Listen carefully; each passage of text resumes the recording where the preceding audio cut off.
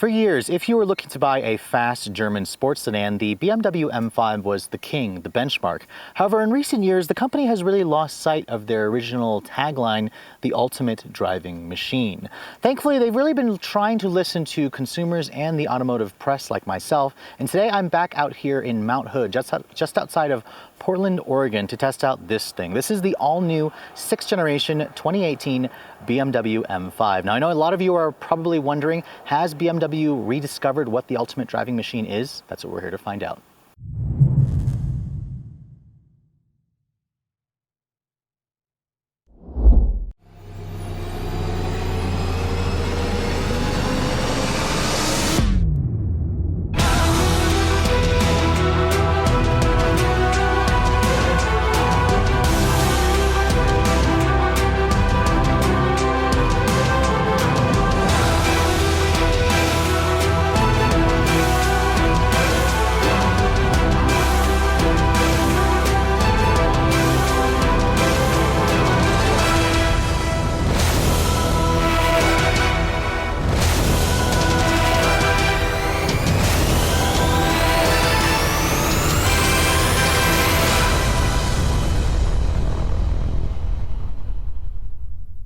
By now, you all should be pretty familiar with this current generation 5 Series. BMW redesigned it for the 2017 model year, and it's now known internally as the F10. It's the 7th generation. However, the M5 is actually in its 6th generation. This is known internally as the F90. And I'm actually a really big fan of this new 5 Series, especially the design. You can see the M version gives you its own unique styling touches to remind you this is the fast version. The hood has a couple of more creases here and there to give the bonnet or the hood a little bit more of an aggressive look. Full LED adaptive headlights are standard on the M models, which is what you kind of expect. This is their top of the stack. And then you have a slightly more aggressive front fascia with these functional air intakes to help cool the engine and give this car, again, a little bit more of an aggressive look. I do like BMW's current styling language with the twin kidneys kind of going into the actual headlight. It's just a very handsome car, especially in this alpine white exterior color that my tester is. It's a really pretty looking sedan. It's really classy and elegant. Now, when BMW moved it to this new generation 5 Series, they made it bigger, of course.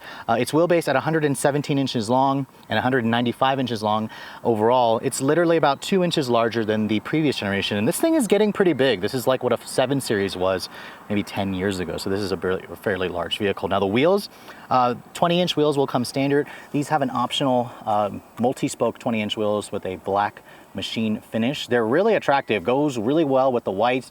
My tester also has the optional carbon ceramic brakes for $8,500, but it adds the gold painted calipers. They're 6-piston. They're fabulous brakes, although they are a little bit on the grabbier side. Now, there is one thing I'm noticing here. There's little vent that looks like a vent. It's actually fake, so I'm a little surprised that they didn't include an actual functional vent there. But really, I love the actual look and proportions of this car. I think it's actually a really good size car. My tester also has the carbon fiber roof, so I'm sorry, no sunroof. That helps to lower the center of gravity. It's a cool feature, but it's kind of a big, family sedan, so I'm not sure something like that is really necessary. I personally myself would probably just go for the sunroof. Now at the back, the design is also equally clean and handsome with really nice standard full LED taillights. You have the signature quad pipes from the M that all the M models have. I'll let you guys take a listen of that really quick.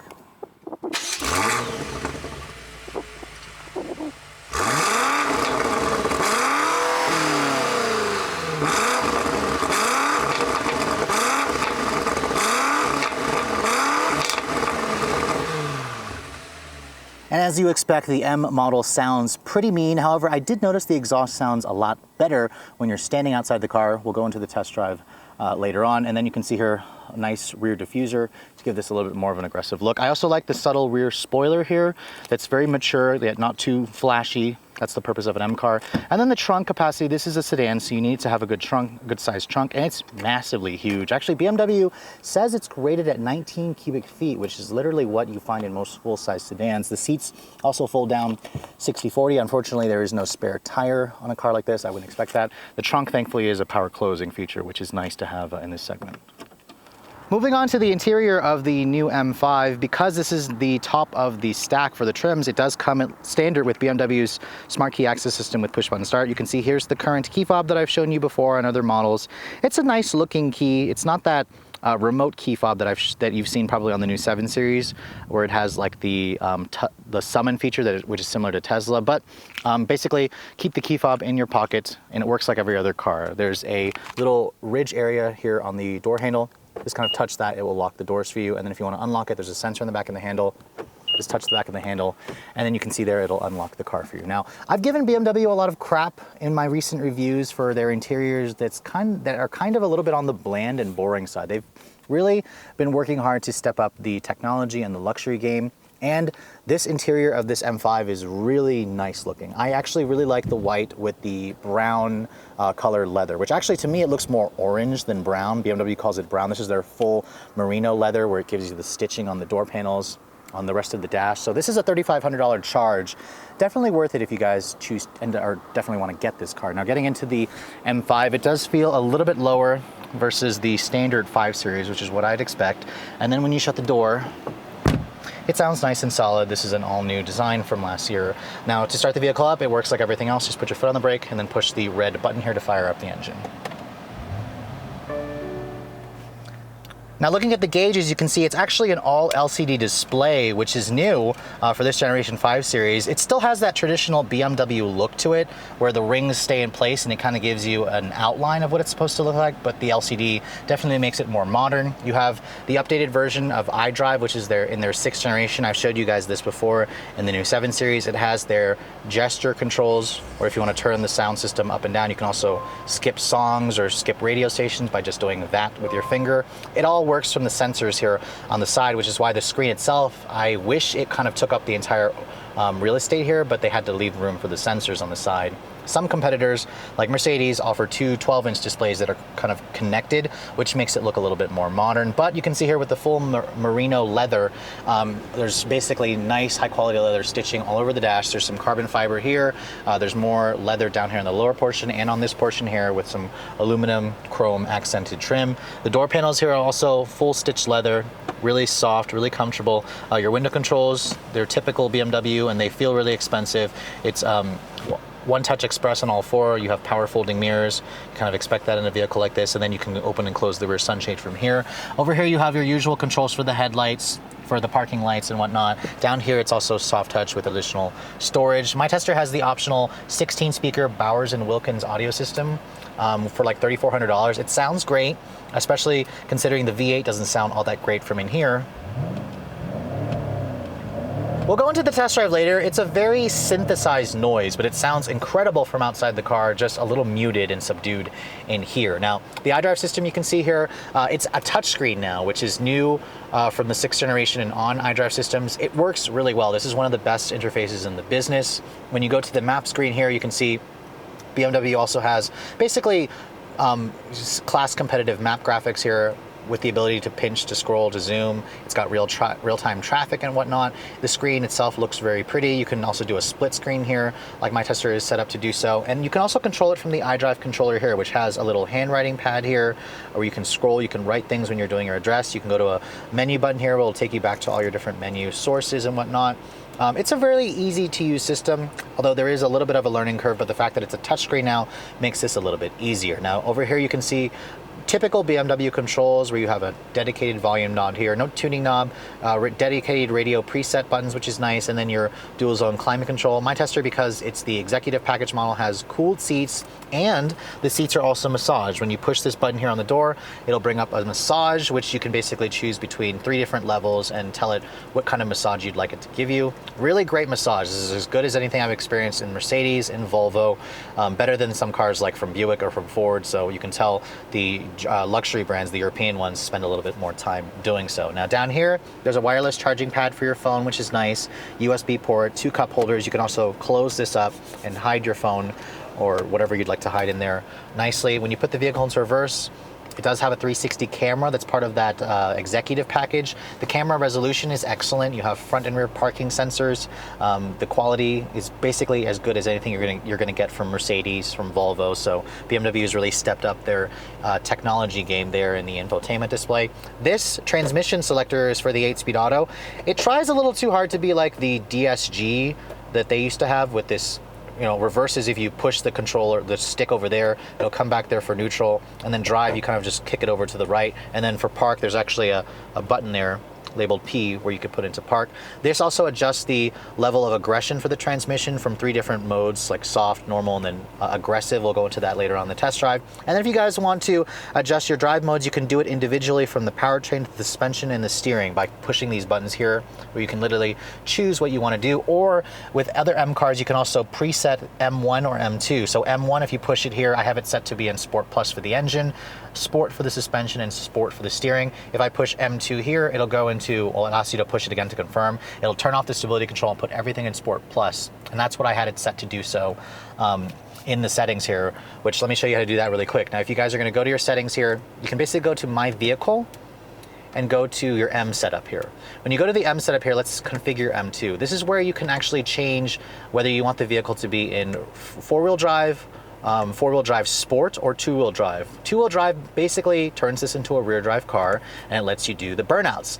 This car definitely needs the all-wheel drive. I did drive it a couple times with it in two-wheel drive, and it gets a little squirmy like the previous generation. So those of you who just want smooth, uninterrupted power, just leave it in four-wheel drive. Four-wheel drive sport puts a little more power to the rear, so it kind of preserves those rear drive dynamics. Basically, BMW copied Mercedes with this, but it's something that they definitely had to do with this next generation. 8-speed automatic, as I said, only transmission choice, no more manual. There's a loud exhaust button here where you can turn that on and off. It really makes a difference, although the engine noise is seriously synthesized in the cabin. I hear a lot more induction noise through the speakers versus the actual exhaust. You can see here there's a nice little storage area with another USB. It's nicely finished. The lid here is nice and padded. The seats, I find them to be very comfortable and supportive. The cooled function doesn't work as well as I thought it would, but they're literally like 20-way adjustable. Even the headrest is power adjustable, and they look good. So I highly recommend upgrading the seats to the full merino leather.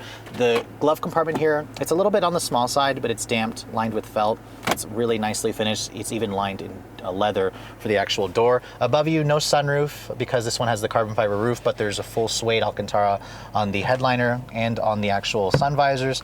And overall, I really like the color combination that my tester has with the interior, but the Mercedes-Benz E63S has a slightly more upscale and luxurious looking cabin, at least for me.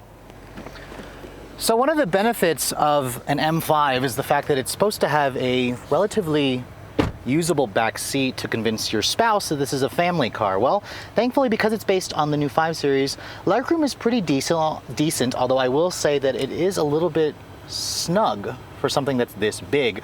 BMW says it has like around 36 inches of legroom, but you can see here the seats really do take up a lot of space from this big seat back. There's not as much foot space as I'd like, and then there's a massive hump here, so 3 across, not really that great. I probably will say this is very much in line with a lot of its competition, but I was a little disappointed only because I know the 7 Series has far more legroom than this car. Now, in terms of features, thankfully it still has rear seat vents, 4-zone climate control, which is nice. You have heated, 3-level heated seats back here, but no cooled seats. And then if you fold this down here, BMW gives you a nice little armrest here with cup holders. The seats themselves also feel really comfortable.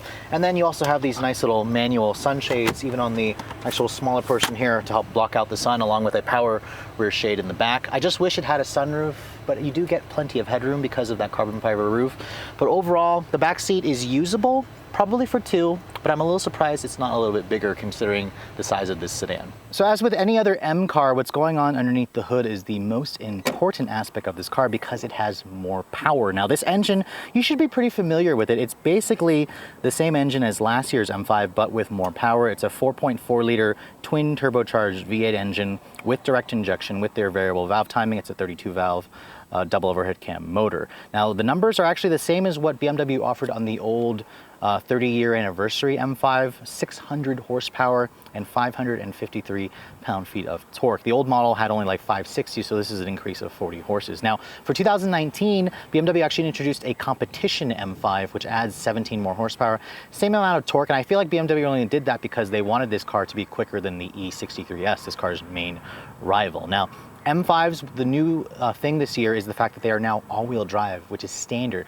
The previous model was rear drive only, and it was definitely having trouble putting the power down. Luckily, if you guys are looking to do burnouts and drifts, BMW still gives you the ability to put it into a two-wheel drive mode, which I'll show you on later on in the interior. This is a pretty big, heavy sedan. It weighs just under 4,500 pounds. And the other big news, I'm sorry, manual transmission guys, no more stick is available on the M5. They're all an 8-speed torque converter automatic. So even the 7-speed dual clutch that was in the old model, that's gone. BMW says the 8-speed shifts almost as quickly, but it's more reliable. It's more smooth to deal with all that extra power. 0 to 60 time should be around 3.4 seconds. Top speed, unlimited, is around 190 miles an hour. And fuel economy, in case you guys care, that's rated at 15 in the city, 21 on the highway on premium. You guys have been waiting. Let's get it out on the road and see how this beast performs. So despite the fact that I've driven so many cars over the last 6 years, the BMW M5 is something I actually haven't had too much seat time in. I briefly drove the previous generation. I didn't like how tail happy it was. Never got a chance to drive the coveted E39 with that old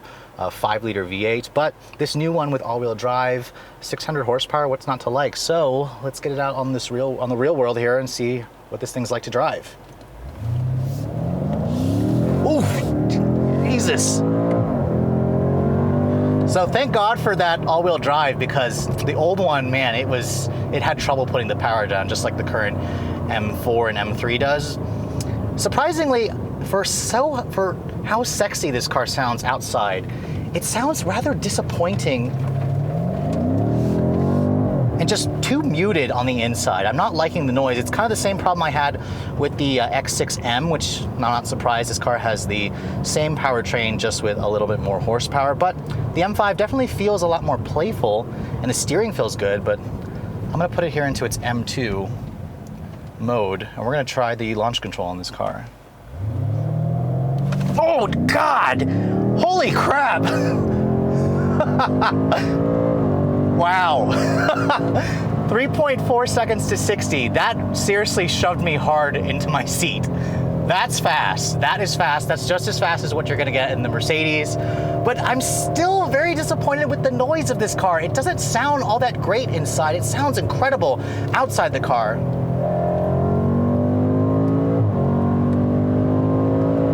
I don't know, you guys tell me, because it just sounds too quiet, a little just too fake. Like it's coming through the speakers. I hear a lot of fake induction noise instead of that wonderful exhaust noise. But let me come to a stop here one more time, because we have to do that launch control one more time. It's really easy to do. Just everything in M2 mode, which is everything in sport. Traction control is off. Floor the brake and the accelerator.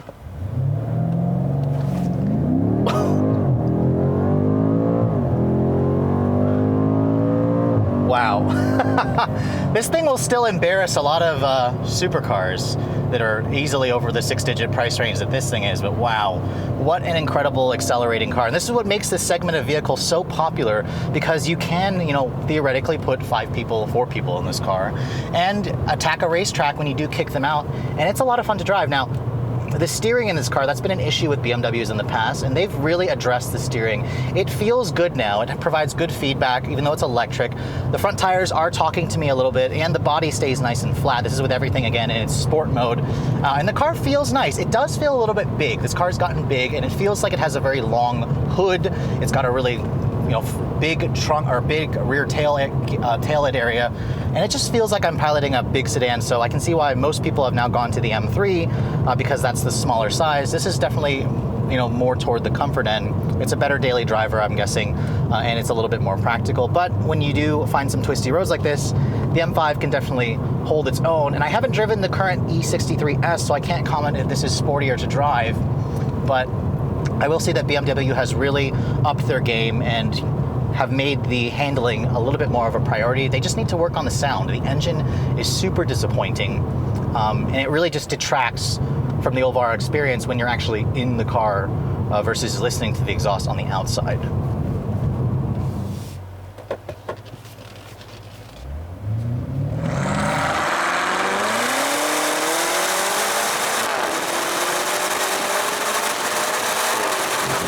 And again, I had it in its 4-wheel drive sport setting, and again, it lets the back end step out when you want it to, but it doesn't feel like it's going to kill you. It feels nice and controlled. The chassis feels nice and flat. It's a really impressive car.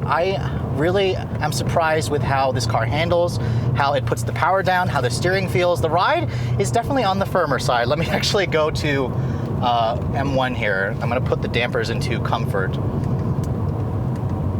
And I'll put the suspension and steering into comfort. We'll put the engine into just sport. And now this car has adaptive dampers, so you should be able to just daily drive it. And with the big 20-inch wheels on this thing, it does feel a little bit still harsh, but that's kind of to be expected. This is an M5, but it does settle down nicely, and the interior stays relatively quiet. You can turn off the sport exhaust here, and it stops synthesizing the fake engine noise from the front. But it's, you know, it's supposed to have a dual personality, and that's the reason why you spent over 6 figures on a car like this. You should be able to daily drive it to and from work.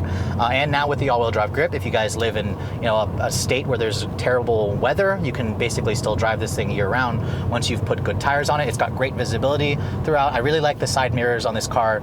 They're a unique design on the M cars, and my tester has the full suite of driver assistance stuff where you can actually push this button here and it turns on and off. It's got full speed range adaptive cruise control, active lane keep assist with steering assist. It's got forward collision warning with pedestrian detection. It's got everything you'd expect, but it is optional. You have to pay for an optional package.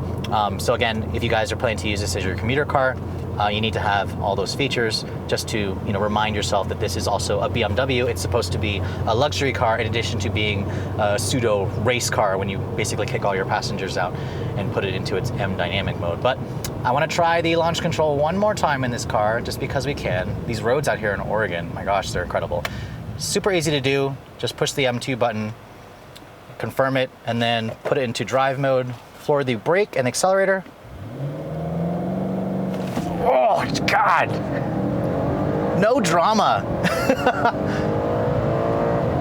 Try that in the old M5 and the back tires will basically just smoke. Well, they'll do a burnout and you'll have trouble putting the power down. So BMW had the right decision when they put all-wheel drive in this car. I'm still kind of sad there's no manual, but you can't beat how quick shifting the 8-speed is, which, by the way, left on its own, it shifts really smoothly. It's super refined. So if you guys are looking for the ultimate family sedan with 600 horsepower that can embarrass a lot of supercars, the M5 will still deliver in that regard, and I think a lot of people are going to be pretty happy that BMW has really figured out how to address the handling issues. Now they just need to work on the sound.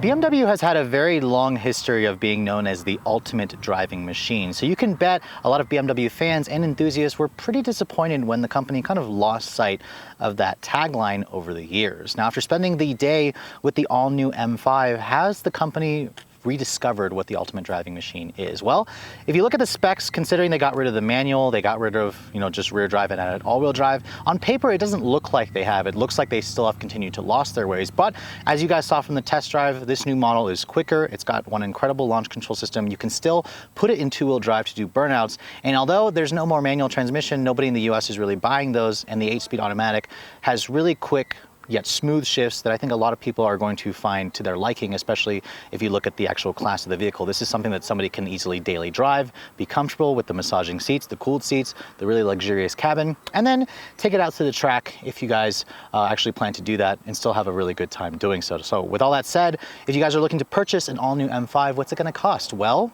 the standard 5 Series starts at around $50,000 for the regular 530i.